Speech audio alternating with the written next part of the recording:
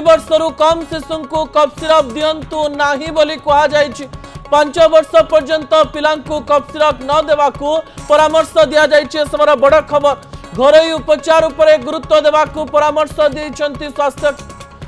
तबे अन्यपटे ए समस्त कथा मध्य मध्य प्रदेश और राजस्थान में कफ सिरप पी 9 शिशु प्राण हराइथिबार अभियोग होइतिला। ए अभियोग परे बड़ खबर सामना को आसी। आम आपणक निकट में एक गुरुत्वपूर्ण खबर रखुचु। कफ सिरप को नहीं पिला मानकर कफ सिरप को नहीं सरकार परामर्श देइछंती, मार्गदर्शिका जारी करुछि केंद्र स्वास्थ्य मंत्रालय। सबु राज्य को केंद्र स्वास्थ्य मंत्रालय परामर्श देइथिबा सूचना सामना को आसीथिबा बेले 2 वर्षरू कम शिशु को कफ सिरप दिंतु नाही बोली कहुई।